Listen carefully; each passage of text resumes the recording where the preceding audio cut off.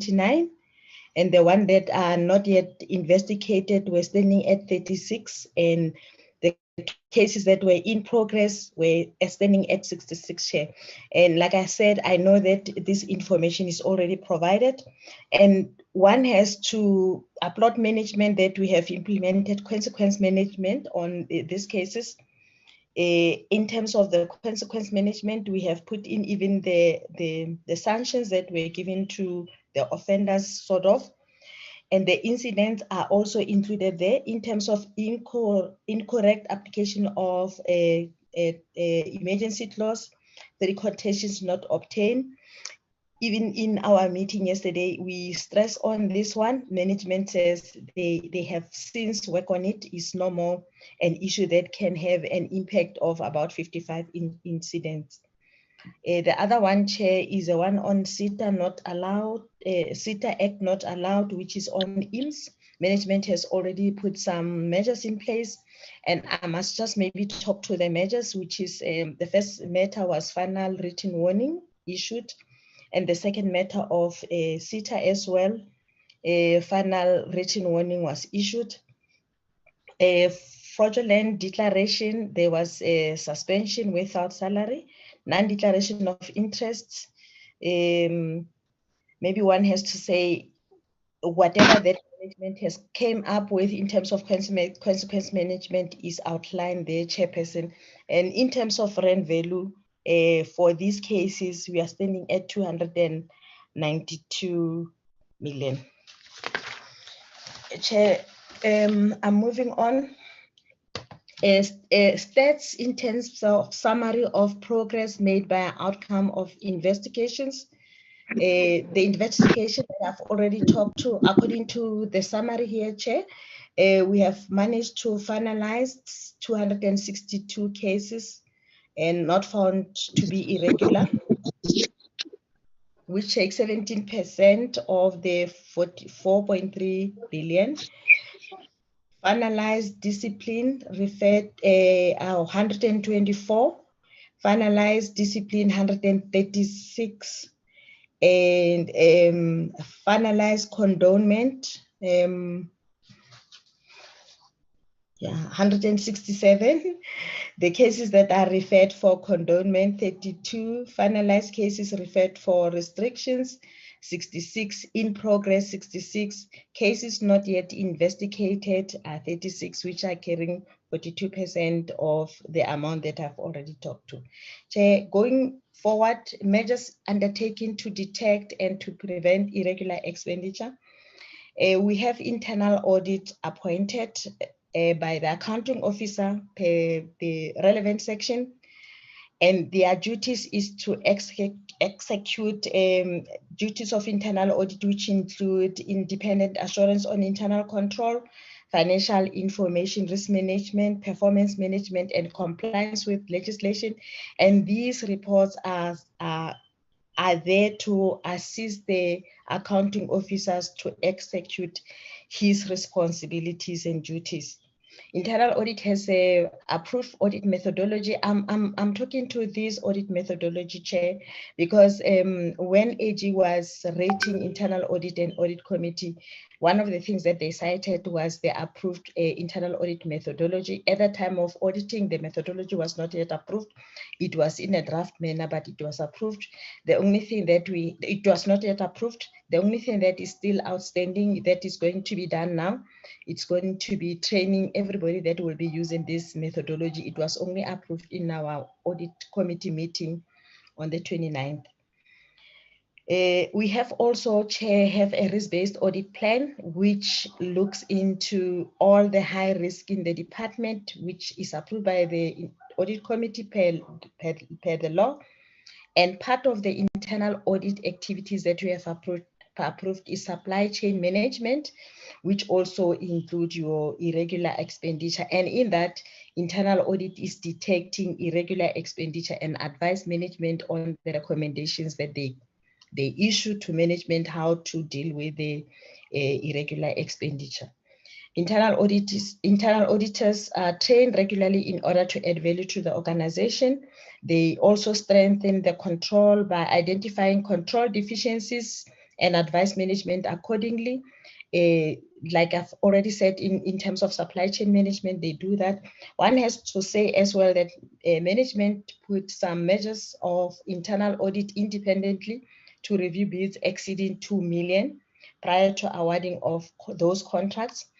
And the internal auditors were working on this project until where internal audit was advised by National Treasury that they need to have somebody with capacity and skill that will be able to assist in that. Chair management is working on that to get that capacity. Internal audit conducts follow-ups on the internal and external audit action plans, including the ones that are talking to irregular expenditure and all other like wasteful and fruitless expenditure. And this internal audit reports to us on quarterly basis. On the other side, internal audit committee undertook the following: recommended strengthening of the SCM, supply chain management control environment, by filling a vacant post and ensure that appropriate qualified personnel is recruited. This was the recommendation of our meeting yesterday to management. And I think that is coupled by also capacitating internal audit as well as contract management. And when I'm talking to this, I'm also thinking that our budget in terms of COE has been reduced because National Treasury took about, maybe management will also advise me. I think 900 million was taken by Treasury, but management will assist me. I might be wrong. Maybe it's more than that. Let me just check. But CFO will confirm that it might be more than that for other departments that are struggling to have enough funds. However, the recommendation of audit committee, we recommended that they have to prioritize this because it's where we want to curb and prevent irregular expenditure. Assess and monitor the extent to which management control environment is, whether it is adequate. In terms of importance of internal control management on risk, to draw conclusion on the adequacy of effectiveness of internal control. One of the things that AG is really hard on the audit committee is to give a report of effectiveness of internal control systems that management put in place on yearly. And we advise that AG findings included as irregular expenditure are incorporated in performance agreement of senior management, which the accounting officer is also looking into that, because that you'll be able to see as to whether all management hands are on deck to deal with irregular expenditure, not only irregular, fruitless, and wasteful expenditure as well. Establish whether management has relevant policies and procedures, and management are reporting on these policies on quarterly basis, where they have changed the procedures and policies that will be able to put the systems of control in place. In terms of supply chain management, compliance checklist, irregular expenditure register, those are some of the things that management has brought to the fore. Compliance framework and consequence management framework.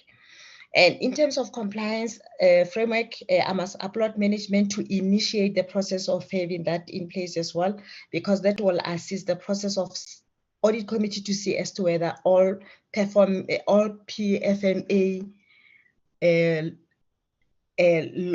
PFMA clauses, including the framework, not the framework, the treasury regulation, are being followed as intended, because one of the things that we'll be checking as well is detection of irregular expenditure processes as to whether management is following what is expected of them. Evaluate steps that management has taken to encourage ethical and lawful behavior. Like I've already said, management has an ethical committee that deals with ethical matters, and that is reported to the audit committee on quarterly basis. Submission of quarterly reports to the audit committee on compliance with laws and regulations is where we can detect and see as to whether management is following all legislation and laws. Submission of quarterly report on action and measures implemented by management to address all audit findings raised by Auditor General. One has to say management has put a plan in place where it is indicative that they are standing on 70% on implementation of AG findings, 30% is in progress, but the recommendation of the audit committee was for them to... Chair? Just want you to indicate how far are you from wrapping Chairperson, I am like 2 slides, I'll be done. Sorry about it. And Chairperson, lastly, this is almost my last slide. One has to say audit committee is also responsible to look at the high risk areas. And for this time around, I can report that we have recommended to internal audit for them to look at PPE tenders on COVID-19, and the report was submitted to management for corrective actions. And Chair, I've already talked to issue of we are reviewing AFS on yearly basis, but Correctional Service has implemented that they have another layer where they do interim that we look into as well. Chairperson, I've already talked to issue that we have risk management committee that assists the process as well. Finally, Chairperson, conclusion, as the audit committee, we are encouraging that we will have the combined assurance where we'll be able to provide fully on what we have to do. However, we as the audit committee appreciate the challenges of the department and believe that with the cooperation and commitment of management, all assurance providers will be able to reach the level of clean administration that all of us we want to have. One has to say we have historical challenges, but we think we can turn the corner, Chair. Thank you very much, Chair. Thank you very much, Audit Committee Chairperson, Jane Masite. You can remove the presentation so that I can see the members who are going to engage in the report. I hope that people will raise their hands to indicate. I can see that I have a list of names so far. Werner Horn will start, followed by Nomathemba Maseko Jele, followed by Jay himself, who had no electricity, so South Africa is good, is giving him electricity again, followed by Mr. Honorable Ola Ngola. In that order, I'll start with Honorable Horn. Thank you, Chair. And firstly, we can never say South Africa is good as if they sometimes give us electricity back. We're entitled to it 24 hours of the day if we're prepared to pay. Be that as it may, Chairperson, I want to firstly make a statement that if one reads in a presentation from an audit committee, a statement regarding irregular expenditure, which more or less reads that such expenditure does not necessarily mean that money has been wasted or fraud was committed, it must raise certain questions. It might be factually true, but I think it's problematic if an audit committee approaches its job from the premise that one shouldn't worry too much about irregular expenditure unless something hits you between the eye indicating something untoward. It's not really a big issue. I would rather have thought that a statement from an audit committee must say something to the effect that because this amount was deemed irregular expenditure by the Auditor General, it might indicate the possibility of fraud or corruption and therefore needs a proper investigation, although we are aware that it is not always conclusively evidential in nature that it is that fraud or the corruption was involved. So I would advise firstly that the audit committee change their approach and rather do the job on behalf of South Africa to look critically into these matters. Then in addition to that, Chair, I want to use that as a bridge to specifically talk to the issue of the 1.36 billion rand, which was deemed irregular expenditure, 31% of the irregular expenditure for what is called perishables where contracts were not in place.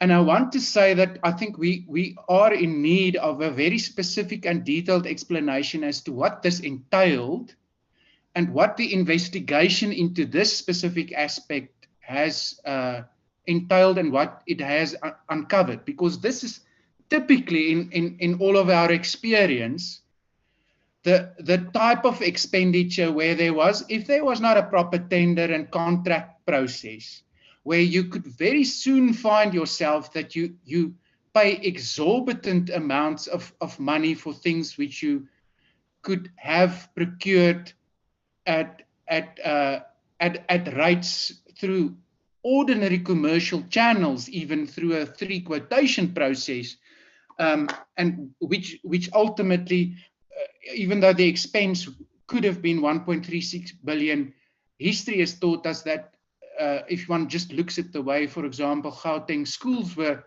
under the ANC government were cleaned for millions of rands per school versus what the DA Western Cape government could achieve at literally a few thousand rand for deep cleaning. And this is the type of things we must ask: what value, what was the real market value of the perishables obtained? So I think we need a further explanation in respect of that. Then in respect of the report where it states that in respect of 17% of the investigation, ultimately the audit committee found that the expenditure was not irregular. I think it needs a further explanation, because to my mind, unless the Auditor General changes its audit opinion, expenditure that has been branded irregular remains irregular. And I don't think it's good enough for the audit committee to come and say, no, we've now found it to be not irregular. So I can't understand that feedback to the committee.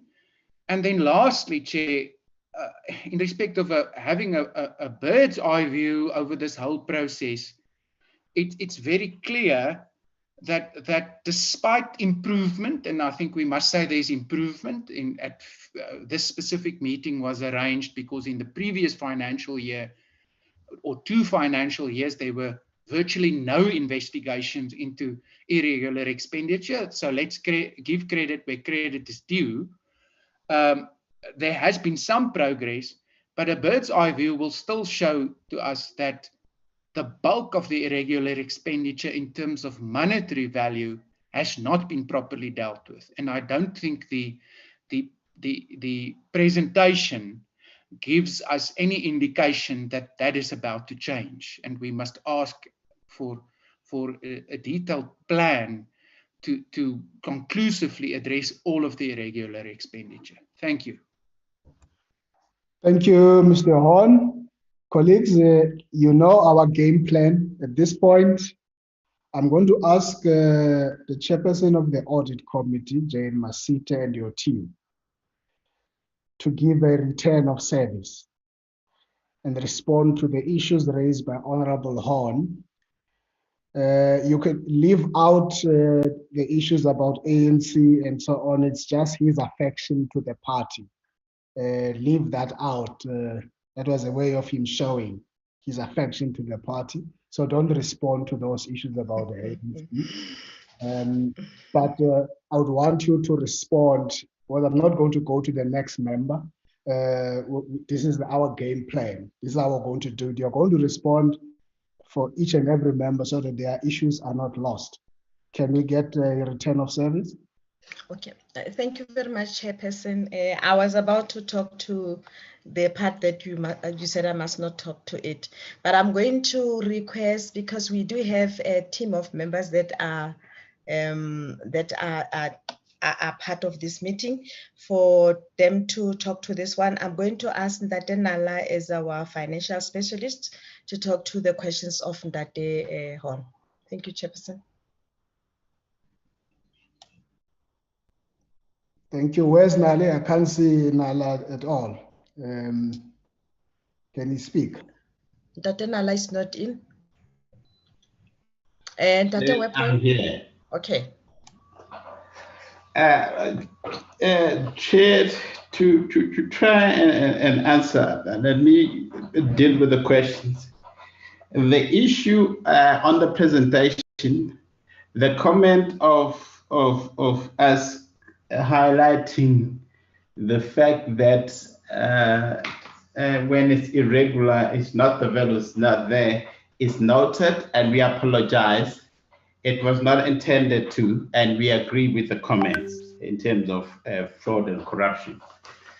With regard to the comments around the analysis of the analysis, that information we don't have. We would provide, we will request management to provide, or will be sent.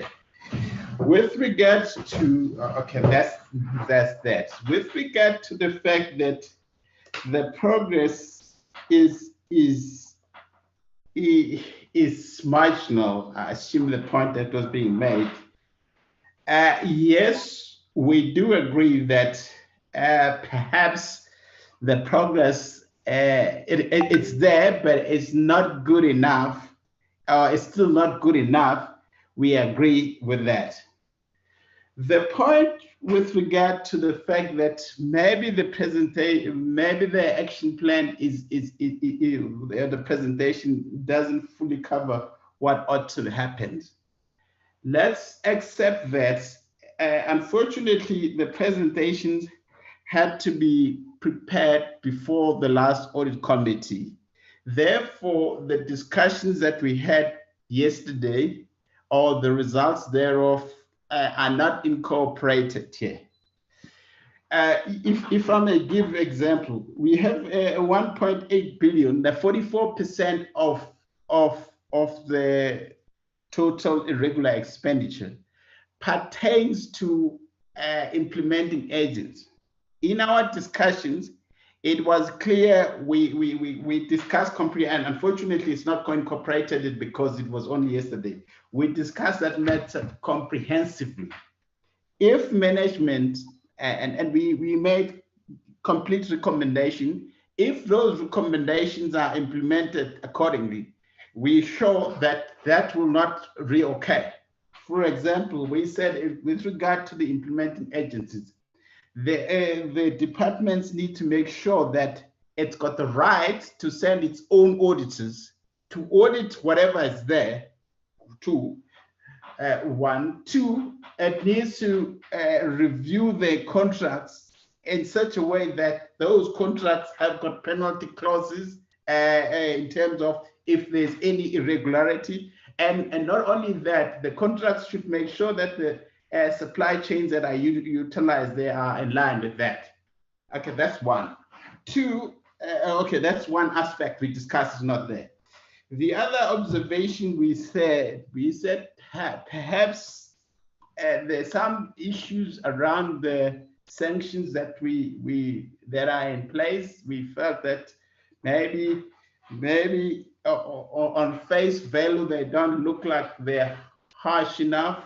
They don't look like they can discourage somebody from doing the wrong things, because if you look at that, there's only one dismissal and so forth. We said maybe, and then the departments had a good answer to say, okay, that's outside the department, it's based on the chair or on the people, on presiding officers.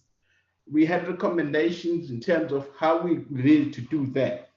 To answer the questions, yes, obviously the presentation was done a little bit before the meetings. Maybe in the next sessions, we'll come up with a plan, of course, from the audit committee point of view, as well as the management point of view, dealing with comprehensively in terms of saying, how do we make sure all the parties as part of the combined assurance, in terms of how we make sure that this is clean up, not only it's clean up, but there's an avoidance of repeat of similar situations going forward in the future. Chairperson, I hope I've answered, but if I didn't do justice, I'm prepared to try again. Thank you. Thank you. Audit Committee Chair, any other person? Yeah, Chairperson, thank you very much. I just want to maybe emphasize that from the Audit Committee, we really take irregular expenditure very, very serious. We interrogate these issues in our previous meeting, and the same concern that committee, especially in Tatehon, is raising, we raised. But I think management must come in terms of perishable goods. I'm going to request the CFO to talk to that, if you allow me, Chairperson. All right, thank you. On it, CFO. Good afternoon, Chairperson, Honorable Chairperson, and honorable members, and the team from the Correctional Services. With respect to perishable provisions, it is instances where management areas, we have regions, 6 regions, and a number of management areas under each region. Now, for perishable provisions, it's for food items for inmates' care. But there are instances where contracts are not in place because they expire. When they expire, management areas attempt to put in place contracts through competitive bidding processes. Because we had realized that there's irregular expenditure emanating from contracts where we don't review and do due diligence. In certain instances, we do due diligence and we find non-compliance, which would mean that if they go and award, it will be an irregular contract for, say, the period within which it was arranged. Normally, we do 2-year contracts on perishable provisions. Now, by introducing that, part of the issue that brought about absence of contracts is where we then say the management areas must withdraw those bids or the tenders because of that non-compliance that was picked up internally, and then they advertise. They then start buying through 3 price quotations or more than 3 price quotations for items such as bread, mealie meal, and groceries and so forth, whilst they are arranging for a new contract. Now, in terms of the SCM prescripts, because of the value, if you buy for a long period through those price quotations where you don't have contracts, and in aggregate, say for over 8 months, those purchases exceed 500,000, which is the threshold for competitive bidding process. The AG said it is not in line with the prescripts because we've split basically the purchases whilst we are arranging the competitive bidding processes. So we went and revisited the population where AG said you have split orders because you didn't have contracts. In aggregate, that 1.3 billion is from various management areas where there were not contracts and they had bought through price quotations. We have advertised a bid over 5 years on nutritional services, which is the supply of perishable provisions and non-perishable provisions, in December, which covers then all areas. And the intention is to make sure that by the 1st of April, we will have contracts throughout the country for perishable provisions and avoiding the issue of splitting of purchase orders. Thank you, Chair. Okay, thank you. Is that it, Audit Chair, so that we can proceed to the next member? You've covered all the areas asked? Yes, Chair. Thank you. Members, you would know that follow-ups are coming at the end. So let me take the next member with this set of questions. Honorable Maseko Jele. Mama Temba Maseko Jele. Thank you very much, Chairperson. Let me also appreciate the presentation by the Chairperson of the Audit, and greet everyone, Chairperson. I'm sure the first question that I was going to ask, it is more or less the one that the member has already indicated from the beginning, Honorable Horn. I was very much worried, even myself, but I'm still worried, Chairperson, because my first question, you know that we are, it's my first time serving in this committee. But when I listen to the presentation of the Chairperson, I'm not sure. I feel like this is a new committee, or that is giving us information like I was going to say, Chairperson, how long have the committee been in existence, or in terms of working with the department? And I think this is the question that I would like to hear from the Chairperson responding to it first, before, so that we can understand how big is our problem in terms of this, because the responsibility that has been given to the committee, to me, are very serious, Chairperson. And we expect that we expect returns for the value for what we are giving out in connection with all the resources that we are giving, even through the committee. So I was worried, Chairperson. That's why I'm saying I don't know. My first question is that one of saying, how long is the committee have been working with the department? That is the first question. And then the second one, Chairperson, the Chairperson of the Audit Committee mentioned that indeed, whatever waste, the money that, there's no money that has been wasted in those, some of those wasteful expenditures. But I think it was going to be nice, Chairperson, if we were going to get the specifics, the details in line with it. Because now, Chairperson, I think it's time now to work, if we have not worked before, in terms of correcting the situation that we are facing in this, in our department. To me, 4.3 billion, Chairperson, is a lot.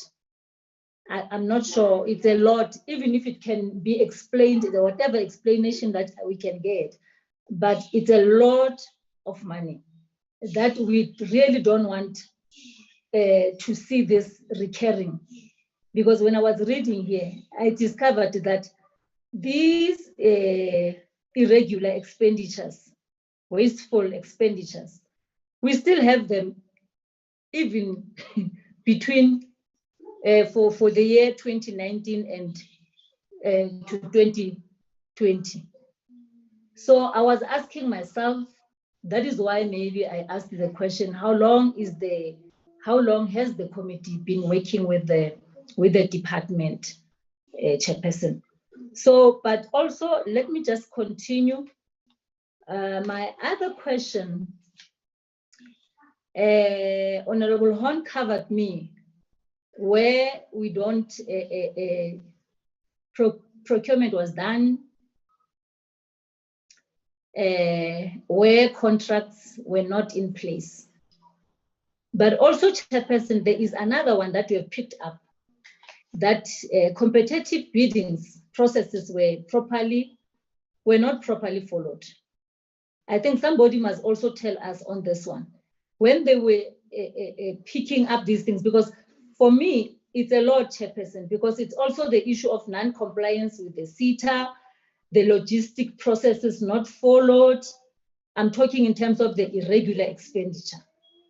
On the fruitless and wasteful expenditure, Chairperson, there's this issue also that we are talking about of traveling, where there are cancellations in terms of accommodations, conferences.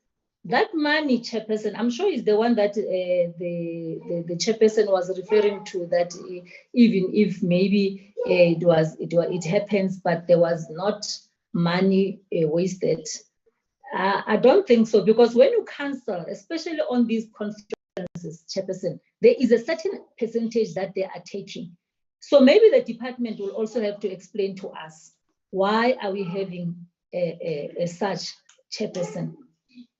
So what really puzzled me, and it is the issue of, when we were reading here, Chairperson, we picked up also on the issue of fruitless and wasteful expenditure, the issue of training not being attended. What is because what I'm hearing now, Chairperson, is the committee says, when they were responding,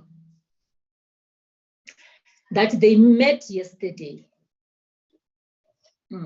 They met yesterday. So some of the changes that were supposed to be, maybe they would be explaining or giving us information on here. It's not here because they were not able to consolidate that. I was going to say, Chairperson, next time we can't accept that explanation, because the committee, if they really want to make justice on these issues, they should meet maybe 2 days or 3 days before they come to the portfolio committee, so that they are able to cover everything. Because to me, it's like they are covering up for the department, and it comes out like that, even if it's not like that, but it comes out like that they are covering for the department, because it's like they're giving excuses for the department. So we'll appreciate that the committee meets days before they come to the portfolio, so that they are able to present us with all that information. I can hear even on their last slide, where they are just giving us some of the things that they think they are now in place. I even picked up this one of the risk committee is in place. We don't even, sometimes we want to hear also this committee. What is this committee doing in helping us in eradicating or making sure that we are looking forward in dealing with the issues within the department, so that we don't find ourselves where we are? So in conclusion, Chair, I was going to say, I want to remind the committee of what they were presenting, the chairperson was presenting in the beginning when he started with the presentation, in terms of their responsibilities. Now I'm the member of the ANC, and I get offended when I hear, I know it's sometimes it's how we talk, with other opposition parties, but it is not nice, because this committee, because you are hired by the government, which is led by the ANC, everything that is wrong or anything that is not going well, it will always come back to the ANC. So, and I don't think, Chair, I'm going to take kind to that even next time when they come. So let's make sure that we do things right, and make sure, even if we don't know you, we never hired you, but we are going to be hard on you going forward. And only if I can be told, Chairperson, in closure, that for how long this committee has been working with the department. Thank you, Chair. Thank you very much. I return of service, Chair of Committee, in terms of those comments and the question. Thank you very much, Chair, and thank you very much, Mayor, for the questions. We are 2 years old in the department. We were celebrating the 2nd year now in March. And Chair, I want to talk to the issue statement that we said that such expenditure does not mean that it was spent in vain. To say this is part of what we follow in terms of the guideline on irregular expenditure, to say there should be a process for us to be able to identify, detect, and be able to say this needs a thorough investigation, this needs us to prosecute and so forth. And the statement is not intending to say, as the committee, we are turning a blind eye for the irregular expenditure. Like I said, Chairperson, we take seriously the issue of irregular expenditure. It's a pity that I wish we can record our proceedings in our meetings the same way you feel as the committee. We feel the same way when you talk to management on these issues. And to come to the issue of that we met maybe yesterday, one has to say when we met yesterday, it was we were only aware that we have to come to the committee, and that is not something that we want to excuse ourselves. We have been in this process. As Chairperson, in my presentation, I dwelled into where we have high percentages in terms of the impact. And I think in terms of the first one on the 41%, we really hammered management on that to say we need to get information as to what is it that is being done in terms of this. And also to management, we mentioned that in the contract that they have entered with IDT, what is it that they have to do in terms of putting a clause that will be making these people to repay back the organization? Maybe one has to say, we even recommended that management going forward, all the contracts might have a clause for a recourse if the contractor or the consultant is not delivering as expected. Chair, as well, to talk to the timing, we have 4 days that we come in a year for our regular meetings and 2 for our other meetings. We only come 6 times in a year, and in that 6 meetings, we try to cover this. And Chairperson, it's just a pity that we cannot identify exactly things that we do, but we push management hard as far as possible for them to deliver. And maybe one has to go back and look at what the legislation says. The audit committee advises management, and it is upon the accounting officer to implement this. And I did make a statement that the accounting officer is putting systems in place. The only thing is that they are not being seen as far as possible yielding the results. And we are committing further, Chair, that when you go back, we will dive again, as we have been doing, into these issues that the members are not really comfortable with, and try to see how best can we turn a corner. But these issues that we are talking about is not like we are not talking about. Chairperson, I think there was a question that I wanted the CFO to talk to. I think it was on the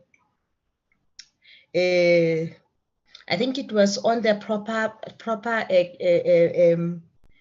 follow on the, I'm not sure. I think it was talking to the process that was not followed to the T. Maybe the CFO had that one.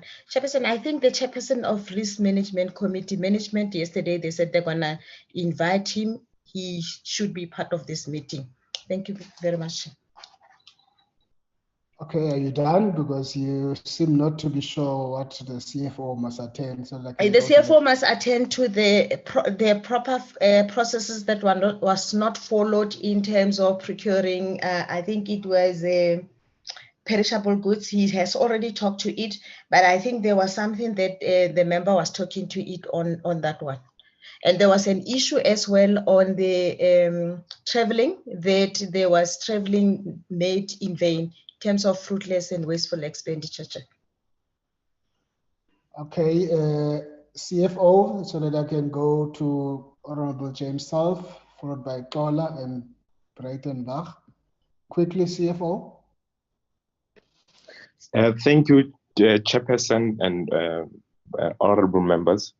With respect to competitive bidding process not followed, there is instances where, due to lack of capacity within SCM throughout the various regions and the management areas, there are instances where the bids will be advertised as required in terms of the law, but there is processes not adhered to. For instance, where in terms of calculations of preferential points are not done appropriately, which results in incorrect rankings of the of suppliers who are supposed to have been awarded the bid. Sometimes it's instances where the tax clearance certificates in the past would not have been confirmed at the time of the award, resulting in that irregularity, because before you award, you have to check compliance. And in other instances, you'd find that BE certificates were not attached, but only obtained afterwards. We have since introduced annual SCM workshops with all practitioners within the supply chain management, and there is now improvement in that regard. We also updated our supply chain management manual, which is more of standard operating procedures, which guides the practitioners, as well as checklists at the end of the process, where the practitioner would then check against what are the requirements before they award. So those consolidation of the manuals has assisted, because in certain instances, because of many changes that Treasury would bring about, some of those instructions notes from Treasury were not incorporated in a consolidated manual. So some people or practitioners would miss them out of basically the handbook, if I can put it that way. But there is improvement, because we also now check through the due diligence process that I indicated. Also, Chairperson, we've also introduced a situation where for us to take advantage of economies of scale, we have looked at the demand management plan and the quantities that are required, or we require to source externally, and combined the purchases. So you'll find that because of proximity, you'll find that management areas that are close to each other, we merge them so that we can get we can negotiate prices. By so doing, also zoom, because we provide the data this level after the regions have evaluated the processes. The other control that we put in place is the signing of the contracts of certain values is now escalated to head office, where we've got legal practitioners who vet the contracts before signing, to avoid legal disputes after the contract has been entered into. Thank you, Chair. Okay, thank you. Honorable SELFE. Thank you, Chairperson. I'm following on from earlier questions, but the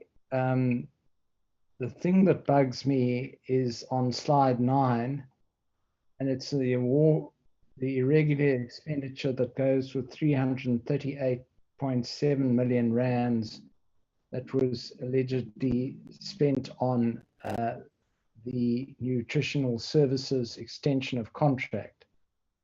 And I seem to remember in the past that there were other extensions of this particular contract that were approved, that did not go out to tender, and were then classified as irregular expenditure. Now, the question that I have is, what is the nature of that extension of the nutritional contract? And secondly, what steps does the audit committee do to encourage the department to avoid repeat irregularities? It's one thing to have an audit committee interrogates the irregular expenditure, but it's only useful insofar as one is able then to change the behavior of people and institutions. And I wonder whether there has been a change in the way in which the department spends its money. Thank you. Thank you, Honorable SELFE. Brief and concise. Return of service. Thank you, Chairperson. Advocate Weapon will deal with this one.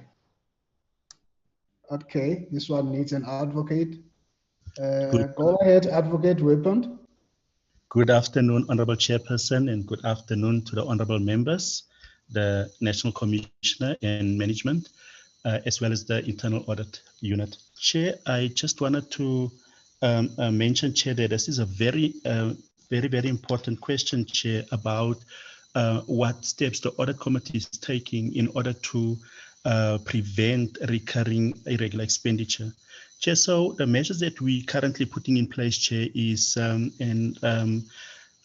to ask the department, Chair, to correct the poor contract administration, Chair. That then means, Chair, that there must be proper planning that the department will put in place, whereby they will be warned, Chair, 6 months before a contract expires, so that they can, if they require the services, Chair, go out on tender, so that they have sufficient time, Chair, instead of the department now reverting back to an extension as opposed to testing the market again as is required, Chair, after the expiration of a